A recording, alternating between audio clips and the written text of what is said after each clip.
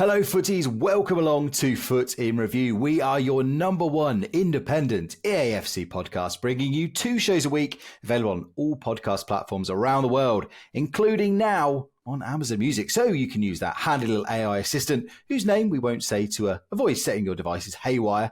You can use that to listen to us now as well. And don't forget as well, if you want to see our faces, as well as hear our voices, you can check out a fully edited version of this show on YouTube and Spotify.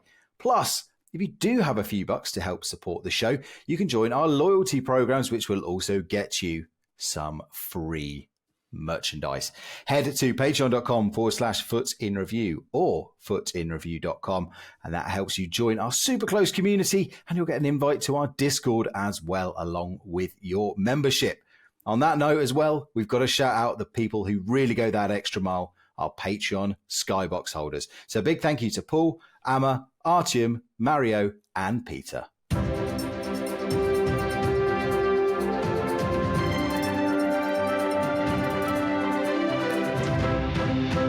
Hello, footies. Welcome along. It is here. September is here. We are here. Your number one independent EAFC podcast has launched. You may know us as Foot in Review. If you are new, if you are old, welcome along to a brand new season. My name is Dan Wimbush, otherwise known as Wimby. Welcome along to the 542nd episode of this fine show. It is Friday, the 1st of September, 2023. And who better to join us on this odyssey than the founder, the big boss man himself, the head of footcoaching.com. It is John. John, welcome to the world of tomorrow. Thank you very much. Also, thank you very much for that intro. Who better? Well, I can name a few, but I nevertheless very much appreciate that one. And I'm glad to be here on Friday night. Thank you, my friend. No, it's absolutely great to have you here. Of course, this show very much powered by footcoaching.com, your one-stop shop for getting better at this game in which we all love and are hopefully going to love going forward, because as mentioned, EAFC right around the corner. September is here. The game launches in just a few short weeks' time. John, where are you on the hype meter, my friend? Are you a 10 out of 10? You're going to be queuing up outside the store, you know, if games are still sold in stores, or you're a 1, you're chilling and I'll pick it up at some point. Well, I'm actually very excited for the game, honestly. My hype meter has been going down, but that's more of the age factor, I'm afraid. But no, I'm what I've seen from the game, what I've played from the game, what I've experienced, what I read. I'm very much looking forward to getting started. But I'm very much also being chilled right now, just doing other stuff, preparing for the new season. Of course, there's a lot of behind the scenes work we need to get going to be ready for the new season. So I'm trying not to play too much FIFA before it actually hits.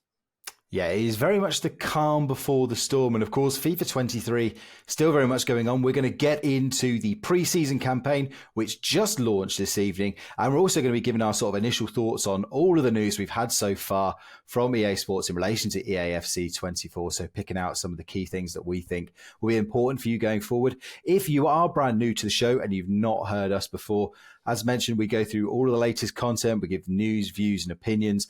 Plus, we take your questions as well, particularly for those of you who are in our Discord, which you get access to via our Patreon at patreon.com/footinreview. So we will have a mailbag a little bit later on as well. But John, before we do delve into the world of tomorrow, the EAFC, we've still got to talk about this. FIFA 23, it's on its very last legs, but it's still going.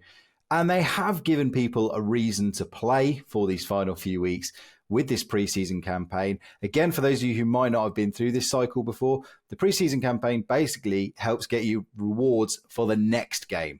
So you do objectives and SBCs and challenges, and it will give you certain packs and perks for the new game. However, John, when I put this to you, there is one very important caveat with all of this content that EA are giving us the chance to earn. Yeah, you'll get it in a couple of weeks after launch. I think 3 weeks after the game officially launched. From October, it says October the 12th. Yeah, so it releases officially, I think, October 29th, or September 29th, but you can get it pre-access 22nd. So for me, it would be like a full 3 weeks of grinding the game before you get these rewards, right? Yes, that is the slight downside. However, the good thing about this time, because I remember when this promo launched a couple of years ago, it was things like you get to earn an anchor chemistry style. and things like that, and it was just like, really? But they've kind of upped the ante a bit this year. So with the first set of objectives we've had released tonight, you've got the join the club objective, and that gives you a chance to earn a 3 rare gold player pack from the eFigs on the men's side, top 5 leagues. So you get a 3 rare gold Serie A players pack, Bundesliga, Liga 1, Premier League, and La Liga. So 15 players, not to be sniffed at, especially early in the game when every player can make a real difference. And you've also got the new era, which is based around completing SBC challenges. I think the first one tonight was just submit a bronze squad. So hopefully they'll all continue to be as easy as that. And the rewards for that are a 2 rare gold players pack, a base hero loan pack, which will get you a 5-game loan, and a coin boost, 5-game 1,000 coin boost. Other rewards going forward, they've already said the week 2 join the club objective will be an 82 by 10, which is pretty good, actually, even for October standards. The New Era 2 challenge will be 2 rare gold player pack, the base hero loan, and another coin boost. And the week 3 join the club objective will be an 83 by 5 and an 84 plus by 3. So you're right, John. It is going to take a couple of weeks to get these rewards, but they're actually pretty decent, even for 2-3 weeks into that game cycle. I can't see anything wrong with this. And I'm usually the one being most critical in this promo, right? And I was critical actually when it came up this week. We knew it was coming. Like, I don't care usually because I'm not going to start this game again just to get some packs in after 3 weeks, 4 weeks after we played 2 weekend leagues and be grinding our ways up halfway through the season already. For someone that does spend FIFA points at the start of the season, like usually 2-3 packs. Well, these 3 weeks of calmness and rest is probably worth more than for me, right? This isn't too bad, honestly. I think these packs are pretty on par, especially if you look at the effort you have to do. It's decent. We'll talk about that in a minute, I guess, but the effort isn't that big. Yeah, fine. I think if you're playing this game, just keep playing, doing it. Definitely could be worth it. Personally, although it's very good, I'm not coming back, but I think that's something I've been meaning to talk about. I think and I will be talking about this more in the coming months of playing FIFA. I'm trying to stay out of the FOMO trap myself, and I think I'm one of those players that's very good not coming back for rewards. And if you ask me now, I'm not playing because I am someone who needs to spend a lot of time unlearning things, but can easily learn new things. So if I stop with playing the game, I have usually a much easier time to adapting to the new game than if I stop playing in the last day and then start adjusting to the new one. That benefit doesn't outweigh the benefit of the specs for me. So it's not going to bring me back to playing. But if they do this promo, I think this time they've done it right. Yeah, this is certainly the best that we've seen from the preseason campaign. It's worth saying as well, we're talking about the efforts to go through to get these packs. While the SBC at the moment one seems fairly good. So I would say, look, even if you have no intention of picking up the game, if you've still got a handful of players in your club, for 10 minutes, playing around on the companion app on your phone to get basically something for nothing, I think it's worth it. Now, the actual join the club objectives, which are based around gameplay, they are slightly harder. They're talking about scoring in 4 separate games with 7 players from each of these leagues. So it's going to take you 20 games. Whether you do that casually through just playing rivals, or you want to just put your controller down, score a goal, and just in your spare time, if you're working from home or something, on squad battles at semi-professional level, you can do so. But there is a cost, John, and I think one of the big things we like to get into on this show, again, if you're new, is the whole kind of mentality of, and you, as you say, talking about things like FOMO and trying to help people navigate these choppy waters. We'll obviously give practical advice as to how to get the best players and how to improve your game style, but we also are really keen to help people protect their mental health and all the benefits that comes along with that. So we're doing our best to very much put everything into perspective as much as we can. And again, I think this is a classic example. I think you're right, John. If you have stopped playing and you've got other things and you're enjoying other things, none of these rewards are going to set you so far behind everybody else. It's not please don't feel FOMO of this. This is just a little perk, a little bonus. If you're still enjoying FIFA 23, just, maybe just change your team up a little to get some of these done. I think that's perfect description for this, right? Doesn't bring players back, but if you're still playing, it doesn't hurt them either, and it's a reward for them that are still playing. I think it's a perfect way of doing it, honestly. Yeah. I'm a fan.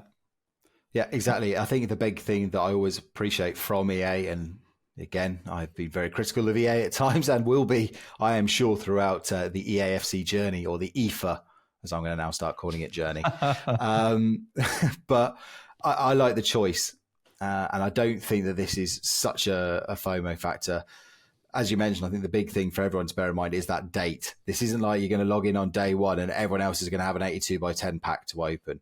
This is going to be 2-3 weeks into the game. And I very much encourage, one of the things I like to do is I like to save screenshots of my team, John. And it's amazing how the team will change, but even in that first 3 or 4 weeks. It's my favorite time of the year when the new game starts for the first, at least season, probably even 2 seasons, where every SBC can mean a big leap up for your team. Every pack opened can have that one player, which that might actually make a difference. Or I've got to rebuild my team for this player. After 2 months, that's sort of gone. That's also why I don't like the current period of FIFA, but I do also get the appeal of it. But once you start throwing 99s around, I'm like, yeah, it's okay. It's good for me. Yeah, you can't wait to get your hand on that 81 rated gold rare centre back. I mean, 83 Mendy, left back, 78 Sanchez did well, 85 Pogba, enjoyed him for 6 weeks, 80 Renato Sanchez. 80 Sanchez. These are the players which sort of have the best memories in your team. We were doing summer series, right, where Chris does a wonderful job of doing 11 Patreon-only special shows where we talk about the best players or the players we've used the most. There's 2 more to be recorded. Chris's and mine. Mine's going to be 10. Chris is number 11, right? Well, what we're doing is I was making my team for that. And I was thinking, which special cards. But I couldn't even think about special cards over the year. But the cards I kept remembering was like, hey, I started that game using Dudek last year. I started using the 83 Mendy. That was actually pretty cool. Remember the old Sandro card? I used them for like 10 weeks or something like that. And of course, Team of the Year Ronaldo came somewhere in the team, but most players. Wait! You packed Team of the Year Ronaldo? You've never mentioned that on any of the 542 episodes. So he had to be in the team, right?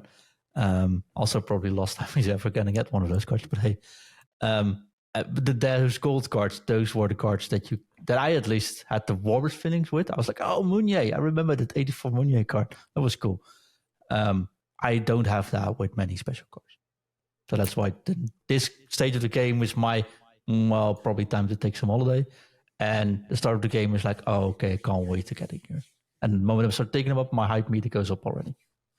Yeah, I think this is, like you say, it's the best time. If you're someone that really likes building things and seeing that team progress, it is the period of the game where, as you say, every pack can make a big difference. Whereas the deeper we go into cycles, there's an established group of players, a lot of gold cards that people have had access to for a long time, a lot of promo cards, and a lot of them which you can't obtain anyway. So lots to look forward to when EAFC comes out. I think, John, we talk about FOMO as well. I think there will probably still be a lot of people out there who are debating, we have seen these price increases this year between the Ultimate Edition and the Standard Edition. Both have gone up. What would you be saying to someone who is on the fence about whether to get that Standard Edition or the Ultimate Edition? Which person would you say will get the most out of, spending that extra money? So let me first say I can't advise someone on spending extra money or not, right? I mean, that's very much different. I spent $30 or euros to play Starfield early today. Well, you're like, hey, I'm good for it being next week. And I totally get both views. So I think that's that. For us, it's a no-brainer. It's our work. It's what brings us our money in. So we need to play it as soon as we can. So sure. But the things you can do in 1 week, this is a full week of early access, not 3 days like we have before. But the things you can do in a week of full early access getting a head start over everyone else. I think that's a really huge gap. So if you're the player that plays and listening to the show in August, in July, then I think the Ultimate Edition, getting it 7 days early, is the game for you.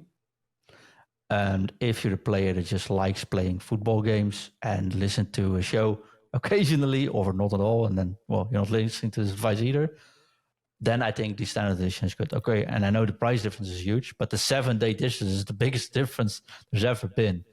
And you know how it goes with trading, or how we used to use the app. We get app access, and now we can maybe spend the time to get a little, like 10,000 coins, and maybe use those 10,000 coins to grind up.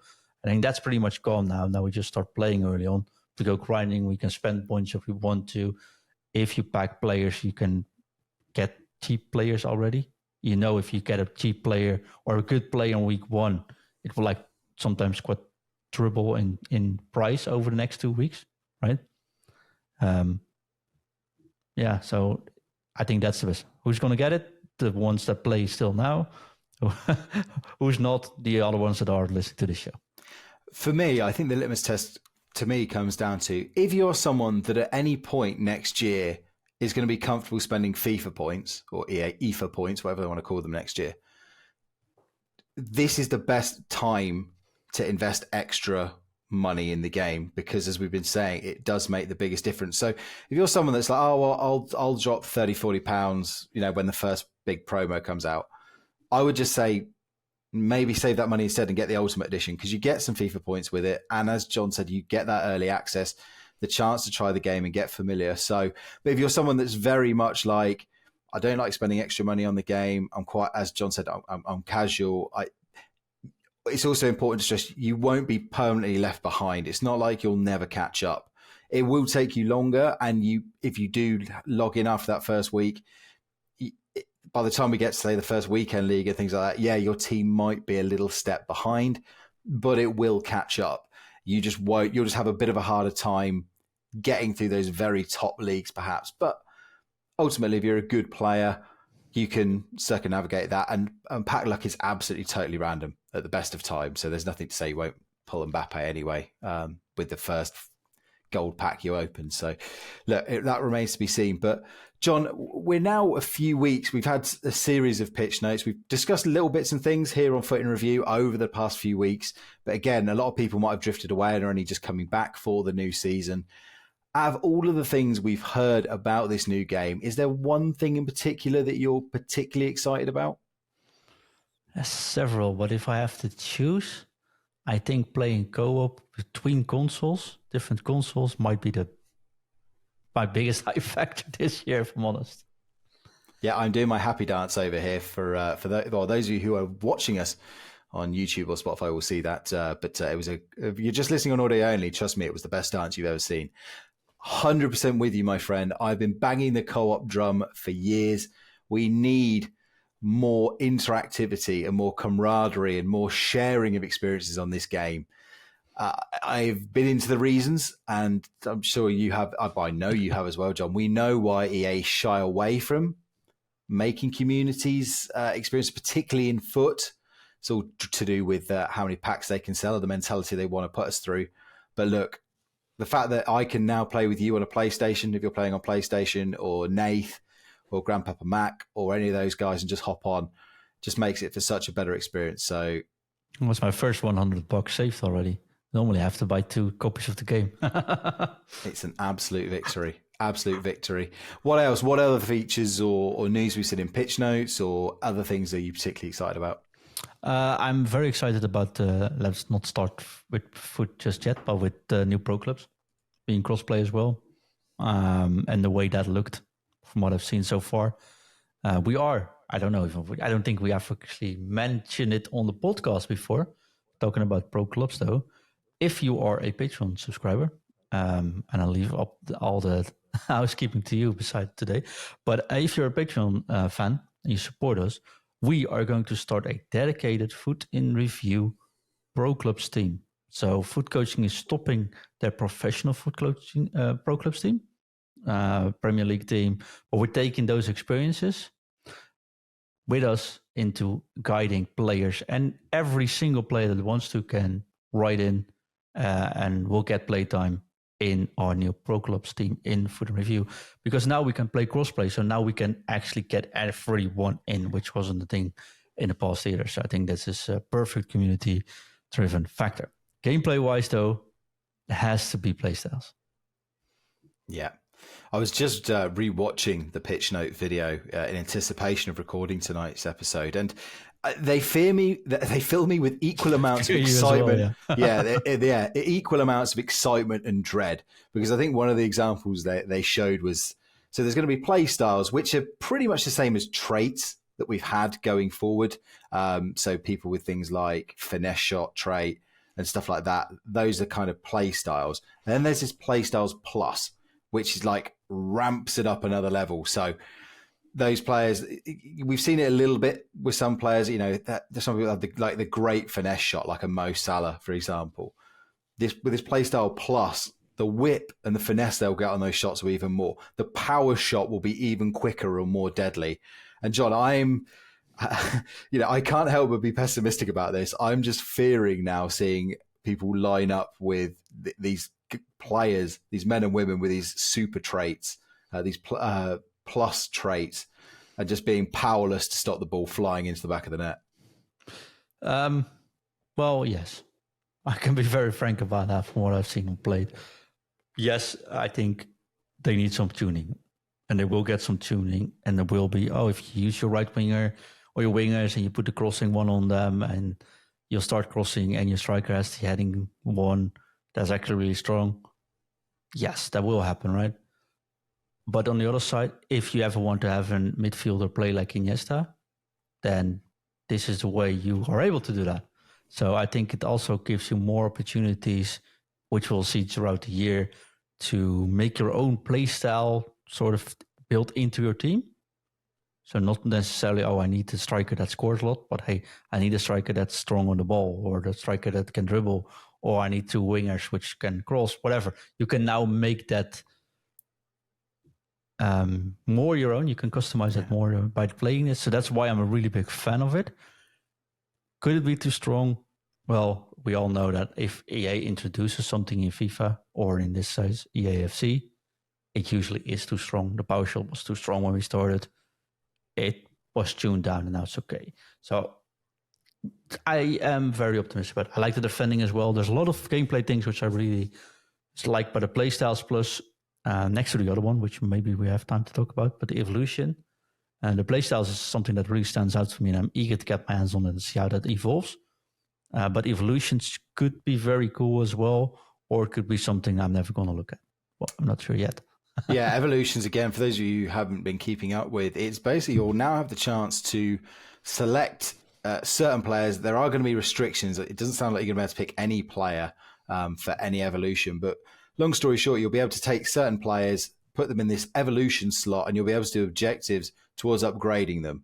So, for me as a Reading fan, Charlie Savage, I might be able to turn him from a 69 rated silver player, do some objectives, and then he'll then be a 75. Then maybe a month later, I'll have the chance to upgrade him again to being an 80, and other things throughout the season as well. So I might have the chance to make him a 5-star weak foot player. So suddenly, by the end of the game, I've actually got, say, as a Reading fan, I've got a couple of Reading players in my team who are hopefully in line with the power curve that I've been going through. And you won't just be limited to one player as well. They've said you can swap players in and out. So theoretically, I could do it with an entire squad of Reading players. It might take me a long time to do it, but I could suddenly have a competitive Reading side. And John, we see this. It's already available in eFootball, has a kind of similar system that you can do. And that's one of the big things I liked about eFootball, was actually taking players from my club and players that I loved. And it was the same in the Master League days, back in old Pro Evo. Suddenly developing the players yourself, so you're not just forced to use, say, Renato Sanchez because he's the most meta midfielder. You can turn somebody else into your own meta midfielder. Yeah, and the only thing why I'm cautiously optimistic about this is I will know that, for example, if they say evolve a silver player this season, I'm not going to start the year playing with a silver player. So am I trying to invest that extra time to get that silver player an evolution, which might be a player I'll be using in a couple of weeks from now? Or am I going to be like the current silver things and stuff? Like, you know what? It's not for me. It's probably too much time. FOMO. I don't have FOMO. You know what? I'll just grind my way into rivals with my normal team and I'll probably be all right. I don't know where that will land, honestly.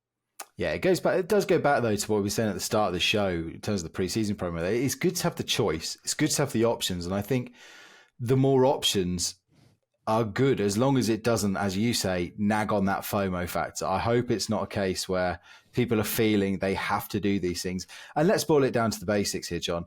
EA either want our cash or our time.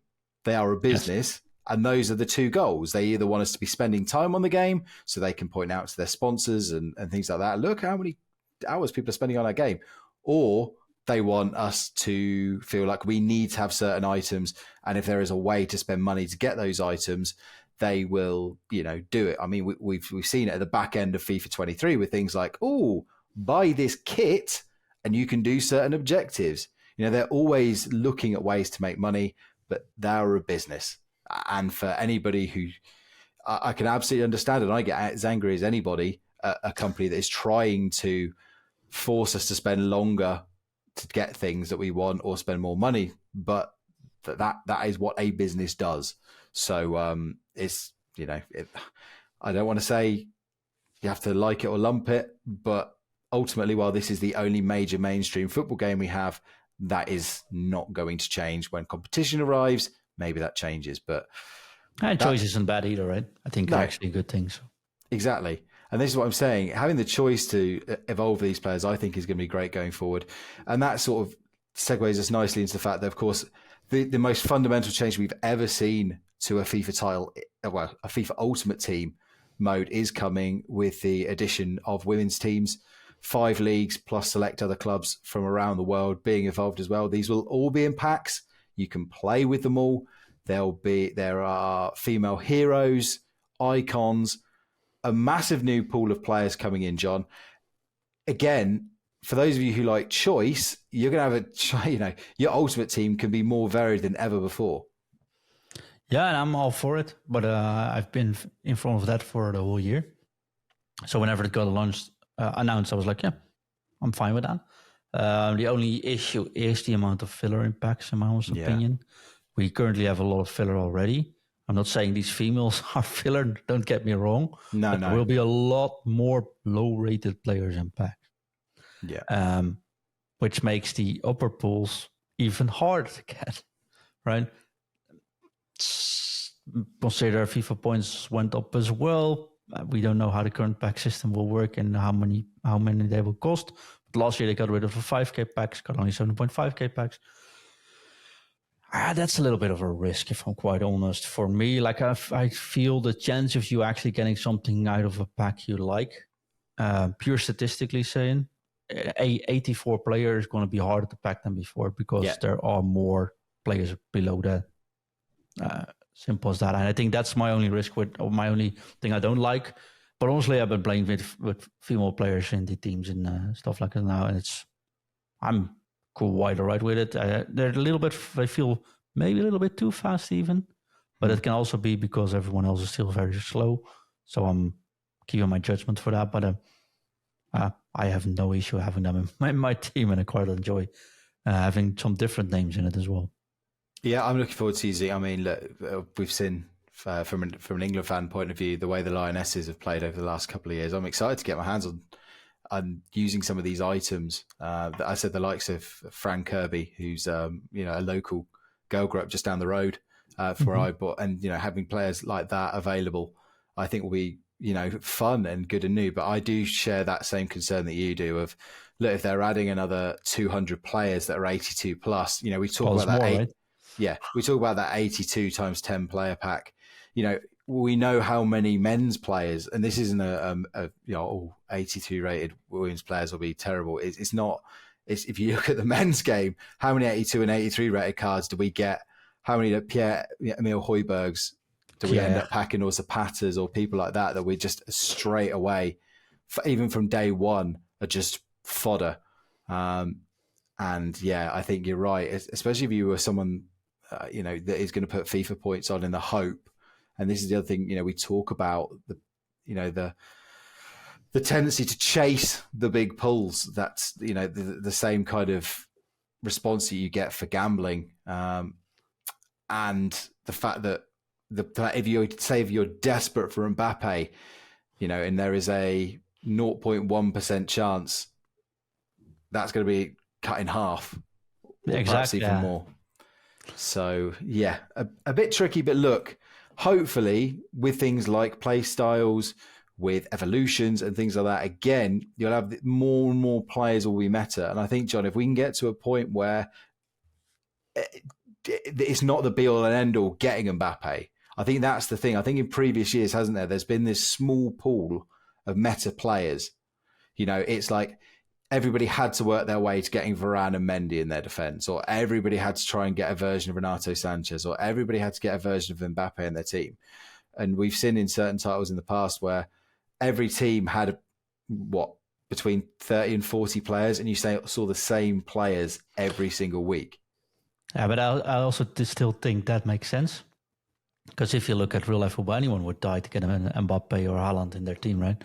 And I think that goes for everyone in FIFA as well. Get Haaland or Mbappe, and then you're pretty much set for a long while. I went from this year from using Haaland until I could afford Mbappe.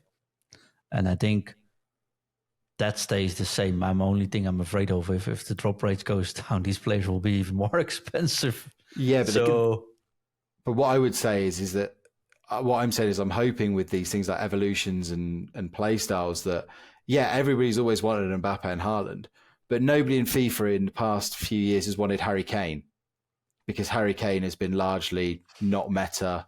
No, and that's where play styles or definitely Robert can make a Lewandowski, for example. I think there is where play styles definitely can make a difference. And for someone that's been using Benzema all year, I think some of these players are also very much underrated to actually use. I have a little bit faith in yourself. Not only you don't need perfect cards to be able to play this game, right? And that's not going to change. No, I'm all for it. I just hope the Dutch doesn't get underrepresented, because we got some pretty good players, but it looks like the US has better cards in this game than the Dutch have. So yeah, I'm quite looking forward to keeping, because the growth of the women's game has been fantastic to see, and it'll be nice sort of tracking like informs and things like that and promo cards and getting to learn about new players as well. It's like when I used to play Championship Manager and Football Manager back in the day, and learning about new players through that. So it's nice. It's nice to have that kind of ability to expand your footballing horizons as well. So that is coming. That is part of the new game as well. Any other features that we haven't kind of touched on for the new game that have been talked about so far? Maybe you want to talk about the pro scene for a sec, but I think something I needed to get out of my heart. There's a whole discussion about getting certain ratings on players, right? Yes. 92. I don't even know, but I think Kerr was 92, 93. I don't even know. Somewhere like that. Yeah, but you can't be higher than Haaland. I just want to put out that ratings don't mean much. The main stat rating, these are only ratings to decide how big the chance is to pack these cards. That's it, right? So Ronaldo being 86 and looking at the statistics, actually that's not going to be a bad card. It's just going to be easier to pack that card.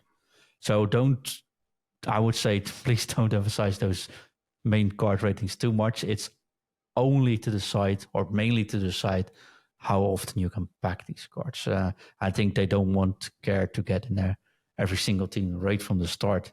But that also means it's probably a very cool card to use. So just wanted to get that out there first. As you mentioned, things like 80 rated Renato Sanchez, 83 rated Ferland Mendy are still some of the best cards, or have been in previous versions of starter teams. So lots to look forward to, I think, with EAFC. It's going to be fun. I'm very much enjoying the big feature that I need to mention is that claim all button for objectives. So we won't have to individually claim 18 different stadium upgrades at the start of the game. So very much looking.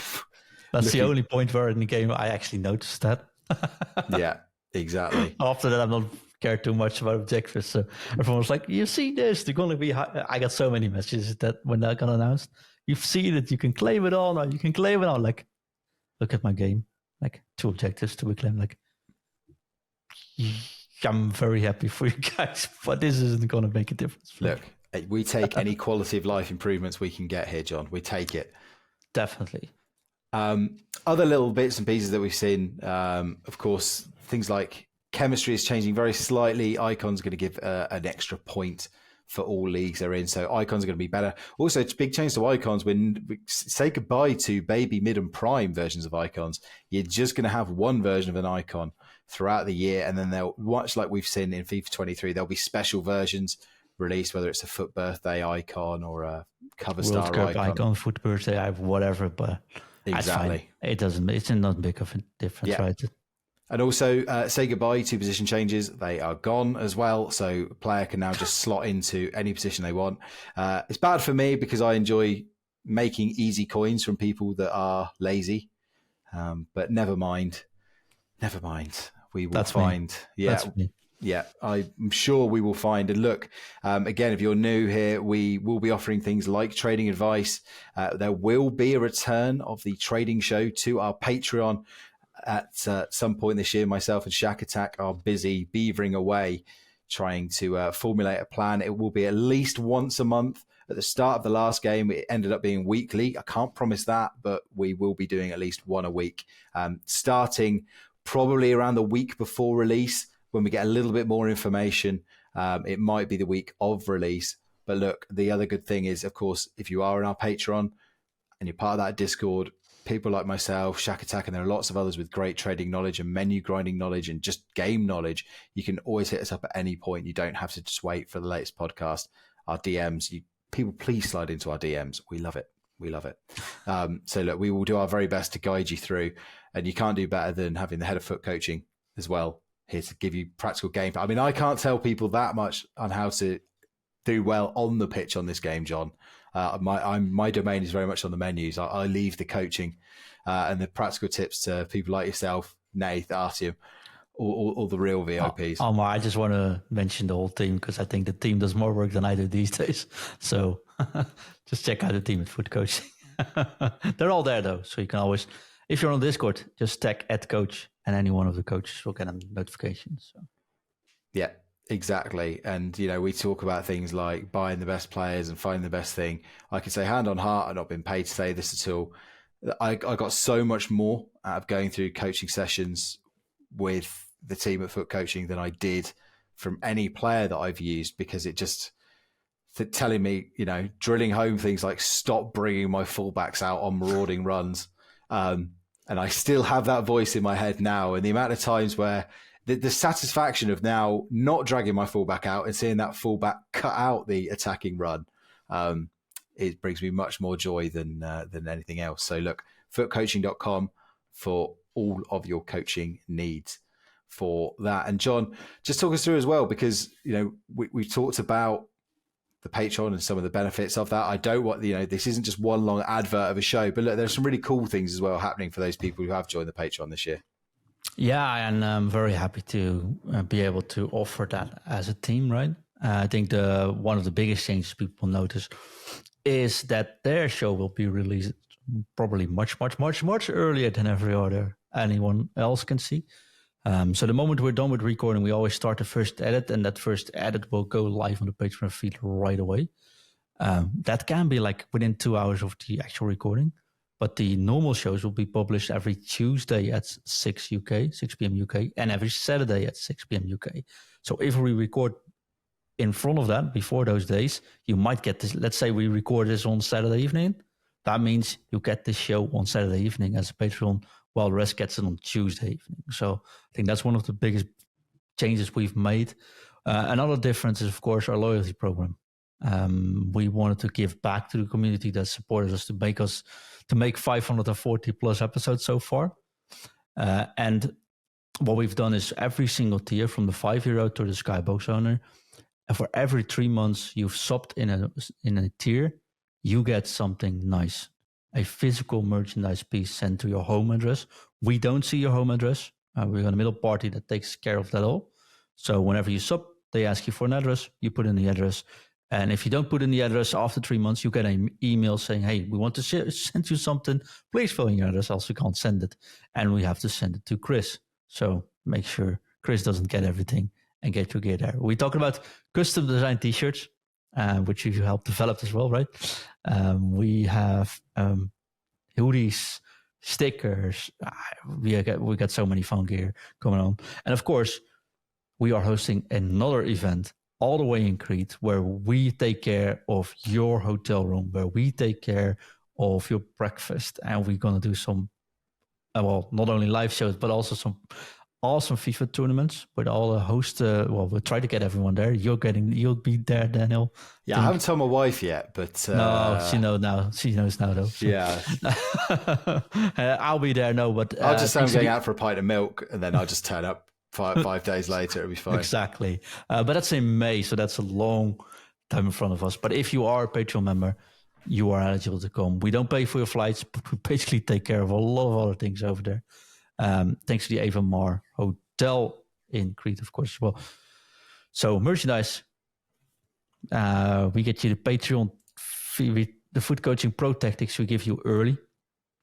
Something I haven't told everyone is yet that Artyom, one of the steady coaches at food coaching, is going to do a weekly or bi-weekly, we're looking into what the timing will be, but a dedicated private stream to all Patreon supporters talking about tactics, mindsets, analysis, ask me anything about all things which we support at food coaching. So it can be anything. At least every 2 weeks, probably every week, but we're looking into that, making it possible. That's a Patreon-only exclusive stream as well. And there's going to be something else, but I can't talk about that just yet. You're a tease. You're a tease, good sir, but we like it. Look, so loads of reasons to get involved. And of course, for any more information, hit us up on our socials at Foot Coaching or drop us an email as well. And we'll be more than happy to answer any questions you have before you sign up. There's nothing hidden. Any questions, we're more than happy to answer. And speaking of questions, John, before we head off, mailbag time.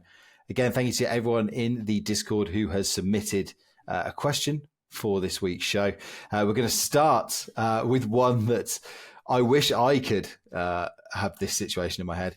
Question for the pod. If you expect to have 120,000 FIFA points on day one, how would you utilize the points?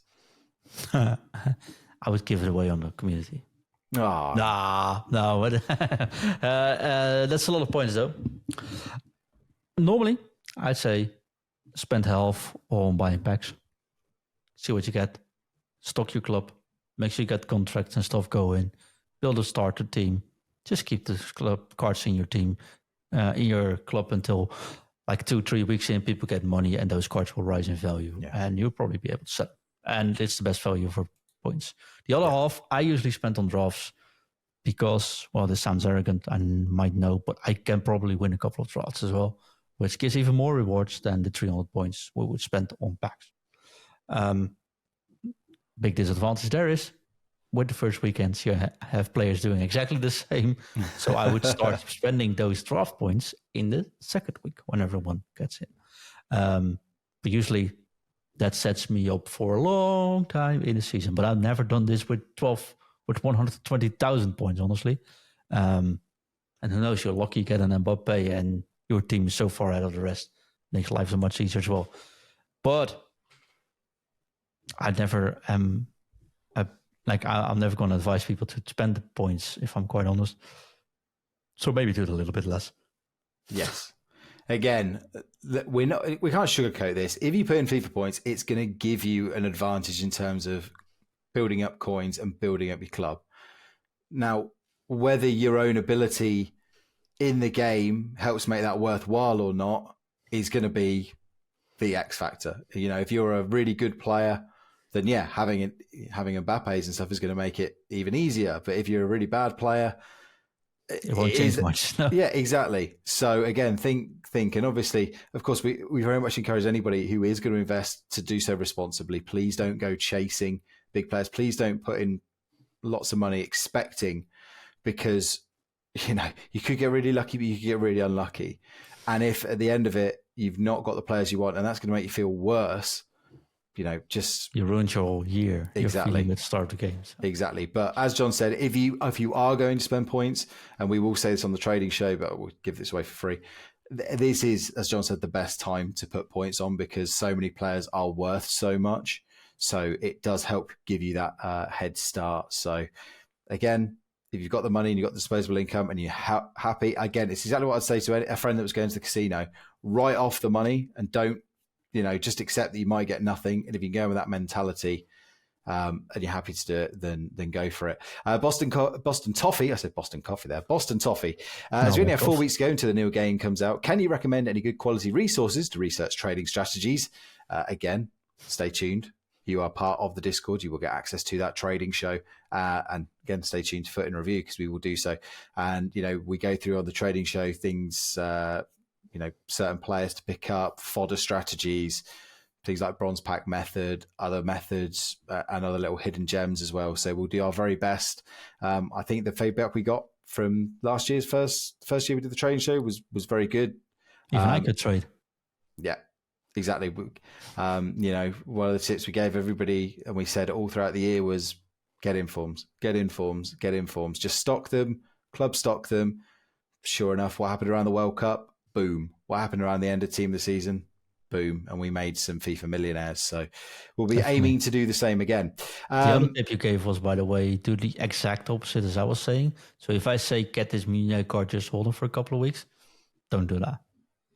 Meunier was just bad luck. I tipped Meunier, and that was just bad luck. And again, this is the thing with trading. I went all in on.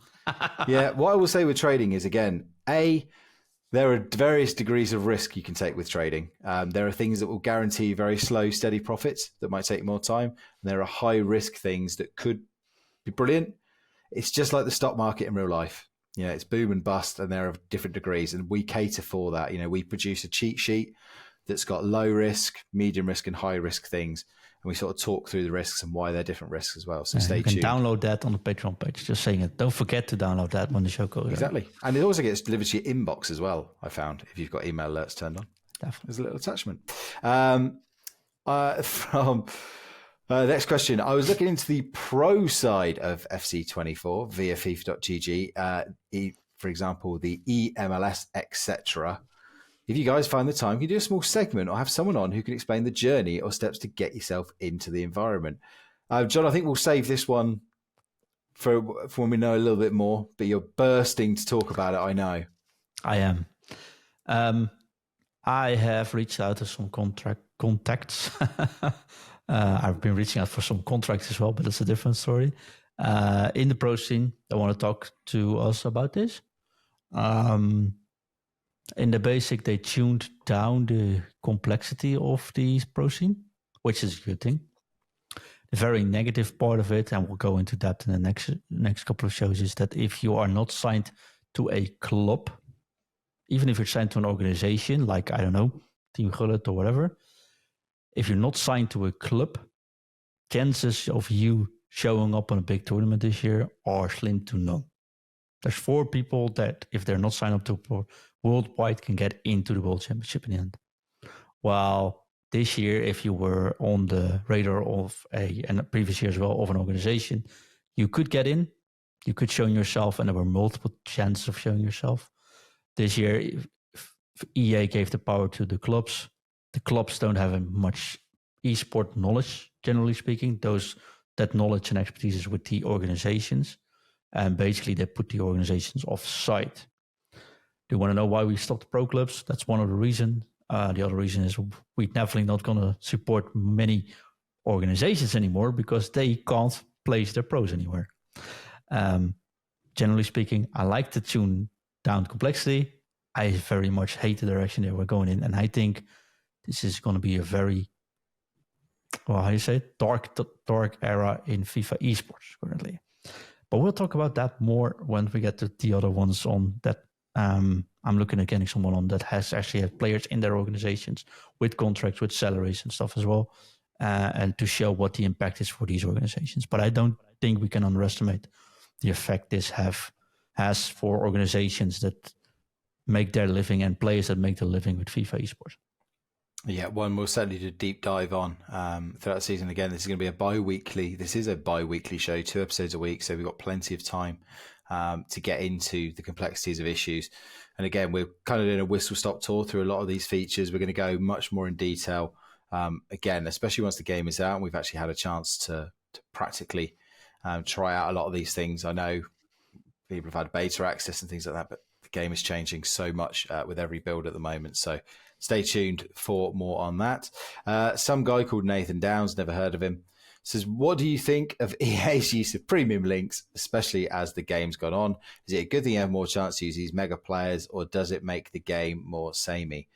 So yeah, John, I mean, look, we're going to be coming into a period now, as we've mentioned, there's a whole other pool of players. And again, that means more leagues, possibly more chemistry headaches and things like that. Whereas these premium players, these premium footies and hero items that we've seen throughout the year have made squad building easier. Do you? I'm wary of setting you off here on a chemistry rant because I think we could add another hour onto the show. But just in general, are you a fan of of certain cards being more overpowered than others in a chemistry site? I don't want to talk about this for too long of a period, right? But when premium links got introduced, most of the chemistry style of chemistry boosts actually didn't matter much. We saw now the 99 cards playing out, and I still see people trying to get them on 3 chem. It doesn't matter, right?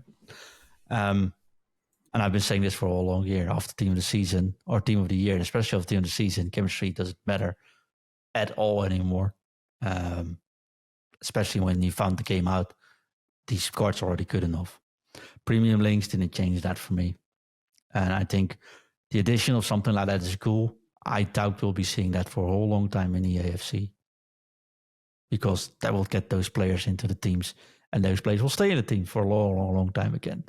So if they want diversity in the teams, they'll not introduce it for a long while. I'm not against the chemistry system at all. I just think it's a little bit overrated at that. Yeah, look, I'm a big fan of it especially for. I do think there needs to be a way to get players from lesser, and I don't mean lesser in terms of quality or anything like that, but for more unusual either nations or leagues into your team, because it is frustrating when you got, like, for example, like Gareth Bale, that end of an era card that came out. Wales and MLS, especially at the time of the year that card came out, which is December, January. This year you can link them up with Messi. So, I mean.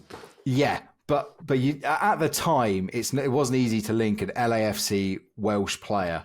But I use that same card as a left back on zero chemistry. Yeah, but. And it's totally fine. Yeah. But I'm talking for those of us who do want every little boost we can get. We are not talking about people, at the very top end that can. No, I'm not top end, but I was like, that card on left back was still much better left back than anyone else you could get on max chemistry. So, that behave. Was my point. You know what I'm trying to say. Because a lot of people, whether they prescribe, it's not prescribed to a theory, it's a fact. But there are people out there that want to get higher chemistry, and they don't like the fact that if they use a player from a less common league or nation, that they'll take that hit. So it is nice that things like icons, for example, are going to help you build like the same way they used to do before, where you used to icon block in.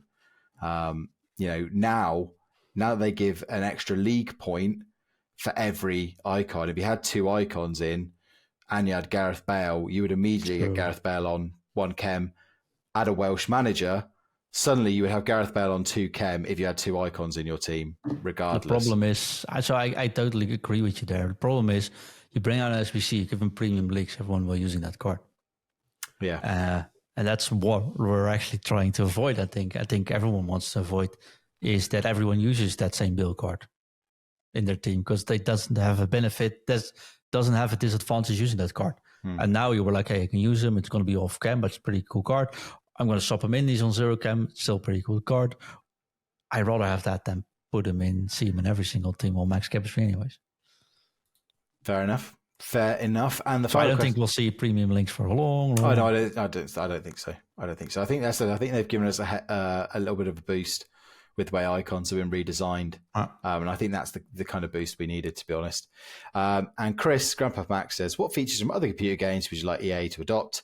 The co-op aspect of Diablo makes a great game even better." And I think we touched on. I think we both like to see more co-op introduced in the game as well. I said I've long advocated for things like a guild system or a community club where... Next thing they knew, they drop it off the pro scene though. So, I mean, that's coming solely 1 versus 1 this year. So, I think what Chris says about the Diablo system works great, right? Pops online, I see message Chris is online. Hey, invite him to a party. Hey, we're now doing this.